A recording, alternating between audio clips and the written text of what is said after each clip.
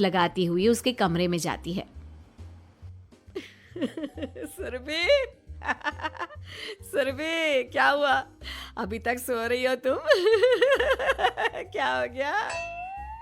माँ जी, मुझे बहुत तेज बुखार आ रहा है। अच्छा। ठीक है, ऋतिक को बुलाती हूँ। माँ जी, मुझे बुखार आ रहा है और आप हंस रही हैं। अरे नहीं बहू, मैं कहाँ हंस रही हूँ। वो तो मेरी हंसी रोक ही नहीं रही है।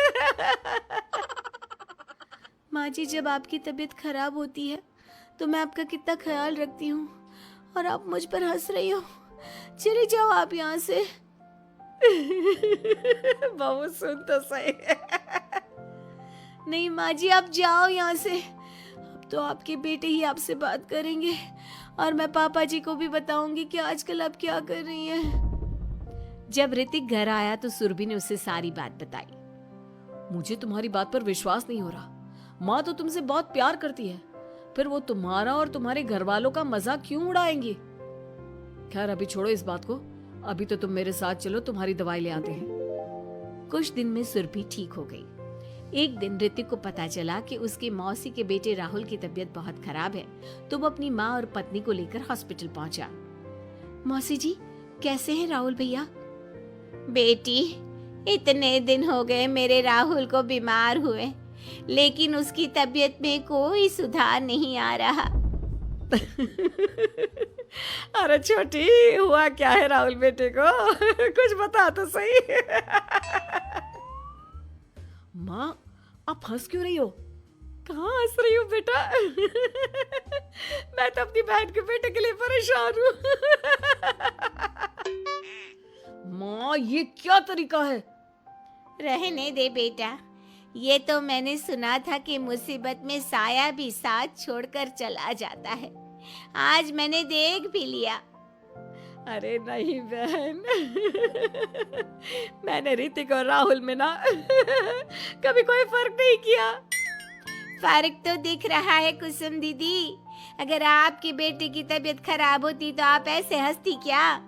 ऋतिक बेटा, ले जा अपनी माँ को यहाँ से। ऋतिक बहुत गुस्से में अपनी माँ से बात करने लगा, लेकिन कुसुम तो सिर्फ हंसे ही जा रही थी। ऋतिक ने अपने पापा को फोन करके बुलाया और उन्हें सारी बात बता दी। बेटा, तेरी माँ तो अपने घर वालों से बहुत प्यार करती है और वो बहुत समझदार है। वो ऐसी हरकत कभी नहीं कर सकती। जरूर कोई ना कोई बात है। कल मैं उसे डॉक्टर के पास ले जाऊंगा। शाम को खाना खाने के बाद सुरभि कुसुम को दवाई देने के लिए गई तो उसने देखा कि दवाई की वो बोतल तो बिल्कुल खाली थी जो सुरेश गलती से ले आया था। सुरभि ने वो बोतल सबको दिखाई। अरे, ये दवाई तो गलती से आ गई थी और मुझे तो पता भी नहीं कि ये किस मर्ज की दवाई है। कुसुम, क्या तुमने ये दवाई पी थी? हाँ जी, एक दिन जब बहू काम में लगी थी ना, तो मैंने ये दवाई पी कर देखी थी। मुझे दवाई बहुत स्वादिष्ट लगी तो मैंने सारी पी ली। माँ, आपको दवाई स्वादिष्ट लगी? अरे आप भी बच्चों जैसी बात करती हो। ऐसे कोई भी दवाई नहीं पीनी चाहिए, इससे कोई बड़ा नुकसान भी हो सकता है। मैं अभी डॉक्टर से पूछ कर आता हूँ। ऋतिक डॉक्टर के पास गया और कुछ देर में वापस घर आकर सबको बताया।